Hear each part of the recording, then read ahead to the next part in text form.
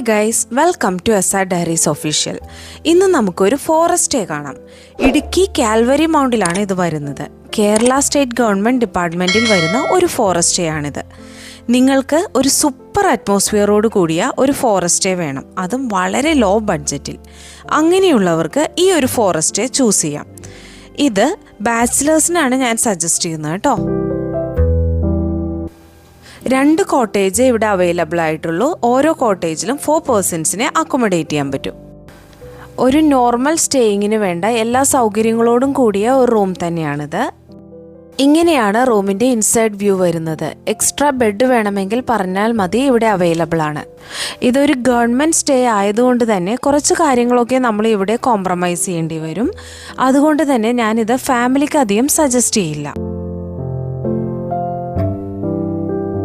Summer season അല്ലാത്ത എല്ലാ മന്ത്സും ഇവിടുത്തെ ബെസ്റ്റ് സീസണാണ്. ഈ ഒരു സ്റ്റേയിങ് സ്ഥിതി ചെയ്യുന്നത് ശരിക്കും ഒരു വ്യൂ പോയിന്റിലാണ് കേട്ടോ.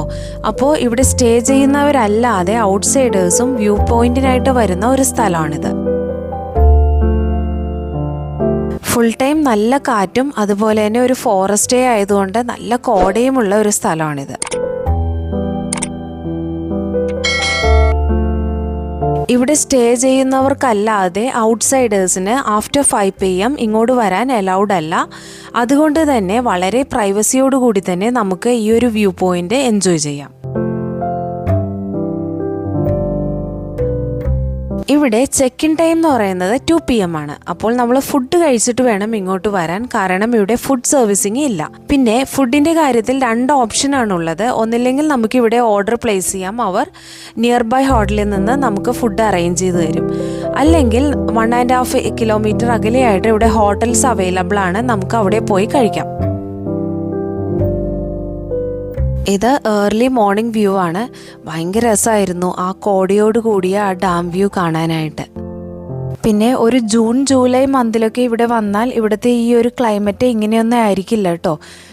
ക്ലൗഡ് ബെഡ് അടക്കം അടിപൊളിയായിട്ടുള്ള വ്യൂ നിങ്ങൾക്ക് ഇവിടെ കാണാൻ പറ്റും. ഈ ഒരു സ്റ്റേയുടെ കോണ്ടാക്ട് ഡീറ്റെയിൽസ് ഞാൻ ഡിസ്ക്രിപ്ഷൻ ബോക്സിൽ ഇട്ടേക്കാം, ആവശ്യമുള്ളവർക്ക് അത് റെഫർ ചെയ്യാം. ഒരു 1.5 കിലോമീറ്റർ അടുത്തായിട്ട് ഹോട്ടൽസ് ഇവിടെ അവൈലബിൾ ആണെന്ന് ഞാൻ പറഞ്ഞില്ലേ. ഈ ഒരു ഹോട്ടലിലാണ് ഞങ്ങൾ മോർണിംഗിൽ ബ്രേക്ക്ഫാസ്റ്റ് കഴിക്കാനായിട്ട് വന്നത്.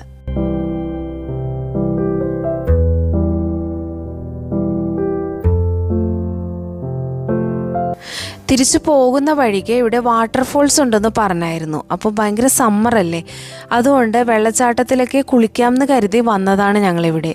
മാർച്ച് മന്ത് ആയതുകൊണ്ട് ഒരുപാട് വെള്ളമൊന്നും ഉണ്ടായിരുന്നില്ല, എന്നാലും അത്യാവശ്യം കുറച്ച് വെള്ളമൊക്കെ ഉണ്ടായിരുന്നു. പിന്നെ വെള്ളം കുടിക്കാനായിട്ട് അവിടെ കാട്ടാനകൾ വരുന്ന സ്ഥലമാട്ടോ ഇത്. അപ്പോൾ ഞങ്ങൾ കാട്ടാനകളെ കാണാനായിട്ട് ഞങ്ങൾക്ക് ഭാഗ്യം കിട്ടി.